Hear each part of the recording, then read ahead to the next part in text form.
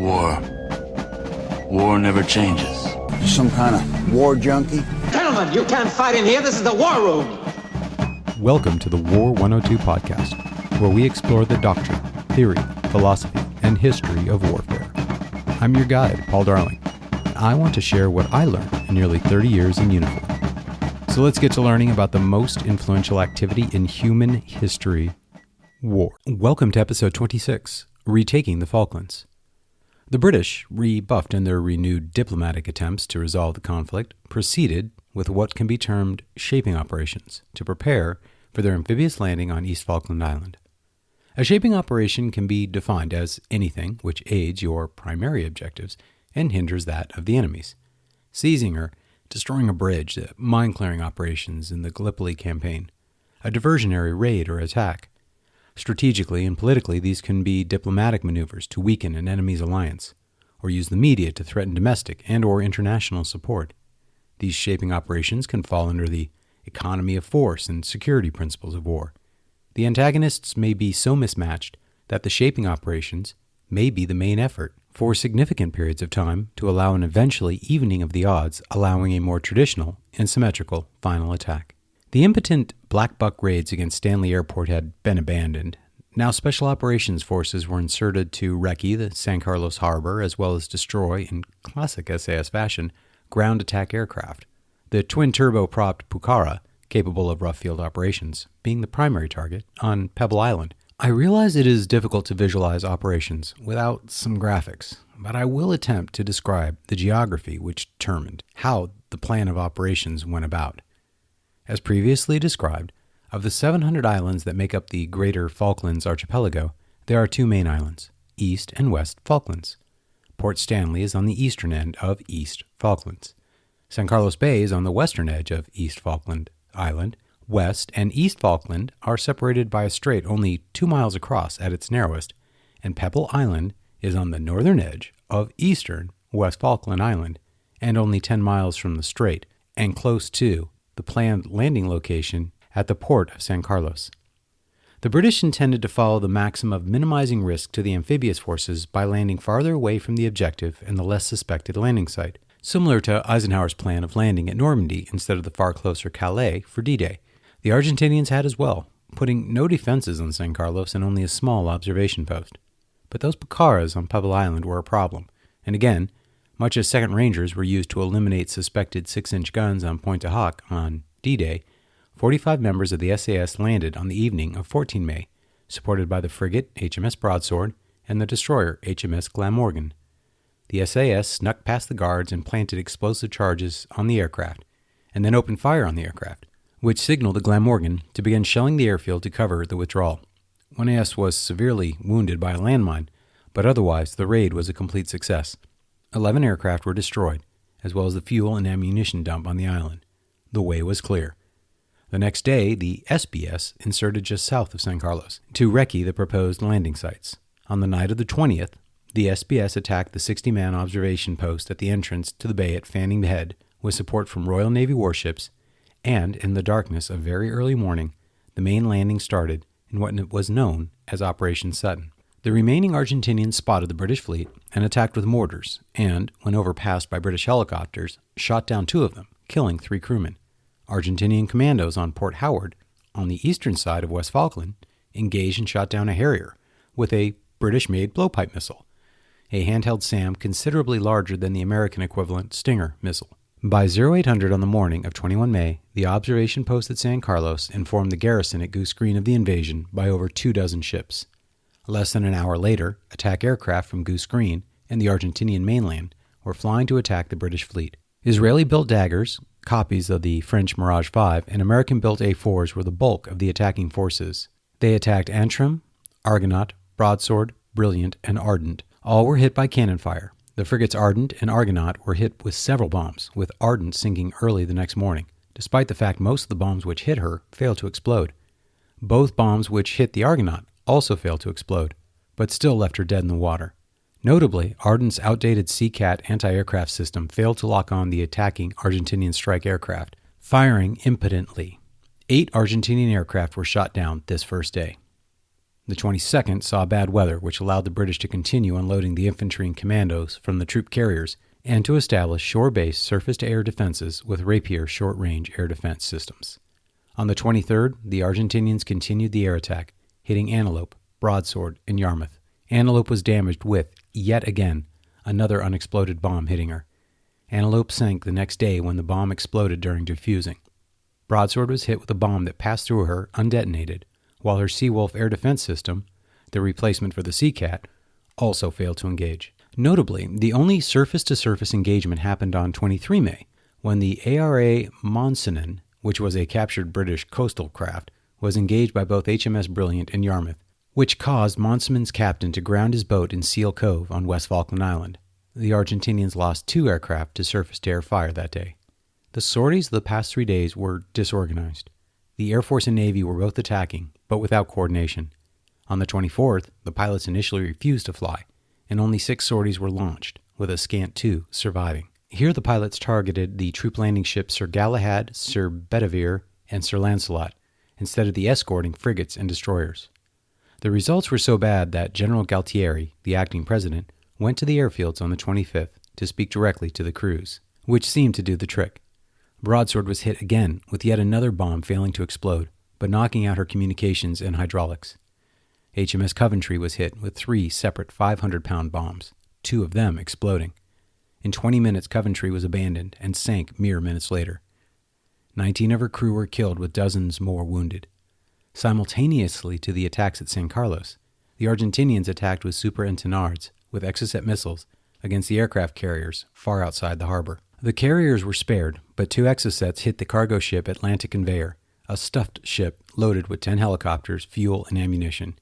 It is unknown if the Exocets exploded or not, but the hits did create a massive fire, destroying the cargo, and the Atlantic Conveyor sank several days later while under tow. The 57-year-old captain of Atlantic Conveyor, Ian Harry North, a veteran of the Royal Navy in World War II, died, with 11 of his crew in the attack. At this point, the commando brigade was ashore, land defenses set up, and, in effect, the Battle of San Carlos Bay was over. 13 total bombs which hit British ships failed to explode, a fact which the BBC announced to the world, much to the consternation of British leadership, many of whom opined, with justification, that the BBC's reporting was near treasonous. Only 2 days later, H. Jones and 2 Para embarked on their Goose Green attack, which likewise was reported by the BBC. Simultaneously, men of 45 Commando and 3 Para started a dismounted yomp if you are a Commando, or tab if you are a Para, to Teal Inlet, halfway to Port Stanley on the northern coast of East Falkland. Reinforcements arrived for the British in the form of 5th Infantry Brigade. The British had lost 4 of their 5 heavy-lift Chinooks when the Atlantic Conveyor was lost, and decided to rely on ships to move equipment closer to Stanley, choosing Bluff Cove to land the brigade, only 25 kilometers from Port Stanley, versus the over 100 kilometers from San Carlos. Not just the troops, but the artillery ammunition and heavy supplies that would be required for the fight to retake Port Stanley. In the midst of unloading the 5th Brigade on 8 June, the ships were attacked by 2 waves of A4s and daggers, called in by commandos who spotted the landing ships from Mount Harriet, 8 miles away. The first wave hit both Sir Galahad and Sir Tristram, killing dozens of infantrymen. Galahad was a total loss, and was scuttled several days later. Tristram was grounded and spent a year in the Falklands before being shipped back to Great Britain for a complete rebuild. An LCU, a smaller landing craft embarked from HMS Fearless, was hit and sank by the second wave after being attacked by 4 more A4s. The LCU contained elements of 5th Brigade's headquarters. By this time, Sea Harriers had responded and engaged the A4s, shooting down 3 of the A4 Skyhawks. In a separate attack, HMS Plymouth was attacked by 5 daggers passing through Falkland Sound, which hit her with 4 1,000-pound bombs, all of which failed to explode, but did detonate a depth charge on her deck. In total, 56 British servicemen were killed and 150 wounded, some horrifically burned. It was the greatest loss of life in a single day for Great Britain since World War II, and was over 1/5 of all casualties suffered during the war. Despite these attacks, the bulk of British forces were ashore, only a day's march from Port Stanley, and ready to recapture the port. The Argentinians, believing far more had been killed, thought they had defeated the British, but had, instead, only strengthened their resolve. For several more days, the British recce'd the mountains surrounding Port Stanley and developed their plan of attack, while building up logistics capabilities, primarily artillery shells. The battles of Mount Harriet, Mount Longdon, and the Two Sisters would determine who would ultimately own the Falkland Islands. On the night of the 11th, the British forces attacked all three simultaneously. This would not be the first attempt at Mount Harriet. On the 5th, Royal Marines attempted to destroy bunkers on Mount Harriet the week prior using laser-guided bombs directed by the Marines. They failed, and were counterattacked by the Argentinian forces, who forced the British to retreat, abandoning their radios and laser designator. Patrols were sent out time and again to harass and conduct reconnaissance. Both British and Argentines had learned from the experiences of Goose Green. A preliminary heavy but short bombardment from HMS Yarmouth preceded the attack, and Argentinian artillery responded with 155mm shells. There was room to maneuver, and the British did. The concept was to use the two companies of Scots Guards to fix the Argentinian defenders' attention with heavy fire to their front, the western side, while 42 Commando did a full envelopment and attacked from the rear on the eastern side of the mountain. By all accounts, the Argentinians fought well, but their leadership proved inflexible and were unprepared to counter the attack by 42 Commando. This was a well-executed battalion-level fire and maneuver attack against an enemy in the defense. The use of naval artillery and having the room to maneuver and execute an indirect attack made the difference. Had the Argentinians maintained a stronger reserve and mentally prepared for the envelopment, it may have gone much different. As it was, the British lost 7 killed and 30 wounded. The Argentinians lost 18 killed and 300 captured. The British had a slight numerical advantage in the battle, but superior tactics, better trained men, and more accurate artillery fire compensated for the normal defensive advantage. The Battle of Mount Longdon was a more brutal affair. Both forces were smaller, yet casualties were higher, with 23 killed and at least 40 wounded for the British 3 para, and 31 killed for the Argentinians with 120 wounded. 3 para decided on a more frontal attack and paid a severe penalty. The initial night attack was chaotic and deadly, with Bravo Company taking the brunt, as a 46-man platoon of Argentinians offered a stiff resistance at great cost, losing over half killed or wounded. Again, British forces bypassed unseen Argentinian defenses, which then opened up from the rear. These defending forces held long enough for the Argentinians to reinforce their position with a company of reserves. The British company commander pulled back his attacking forces and let his artillery do the talking, directed by 29 Commando Marines on Mount Kent, while Company A of the Paras sought a flanking attack. The 12-hour battle exhausted both sides, and while the British took the mountain, some of the defending Argentinians were able to retreat in order and avoid capture. In one fortuitous instance, the lead attacking company walked into a minefield where only the freezing weather kept the majority of mines from detonating. Hugh Pike, the commander of 3 Para, was awarded a DSO and retired a lieutenant general from the British Army. The final major battle of the night was at Two Sisters, fought by Royal Marine Commandos, and whose fighting more resembled the Para battles on Mount Longdon. The Two Sisters Ridge was in between Mount Harriet and Mount Longdon, and provided the direct advance into Port Stanley. All three were clustered together less than 8 kilometers apart, and only 12 kilometers to Port Stanley. After a brief pause, the final attack on 13 June at Wireless Ridge and Mount Tumbledown saw the British infantry seize the last of the natural defenses around Port Stanley.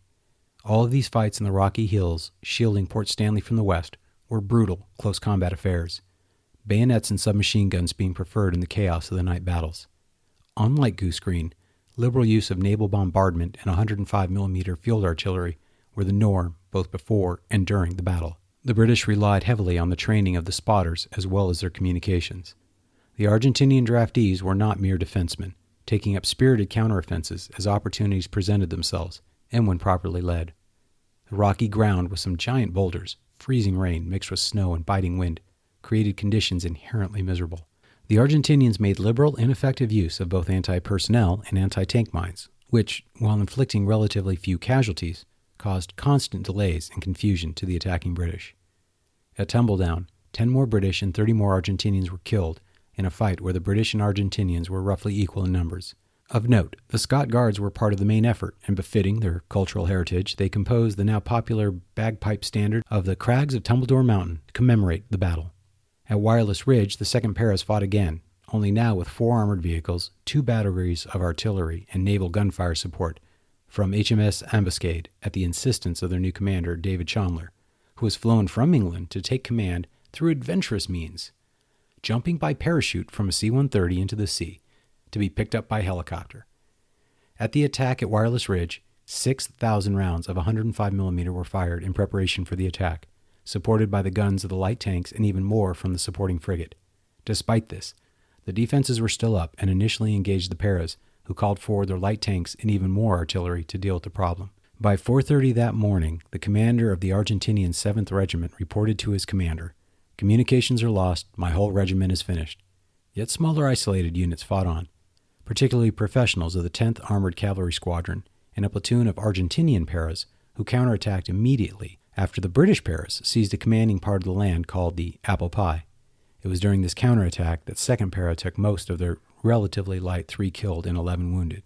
The Argentinians lost 25 dead and a staggering 125 wounded. The next day, the Argentinian forces on the Falklands surrendered. And with this, one of the most fascinating wars of the post-World War II era came to a close. Ignored are many of the brilliant and foolish special operation raids that took place during the war. It would be impossible for me to do credit to the bravery of the men on both sides in such a short format. Rather, I sought only to briefly and sterilely describe the fight, to lead a discussion on the lessons learned on tactics, strategy, and leadership, which we'll go over next week. Thanks for joining us today. If you liked what you heard, please like, subscribe, rate, and comment. Most importantly, share with your friends. Join the conversation at the War 102 subreddit, and check out the War 102 Buzzsprout website for links to more information and supporting videos. Send me an email at war102podcast@gmail.com. I look forward to your comments and hope you join us again next week. See you then.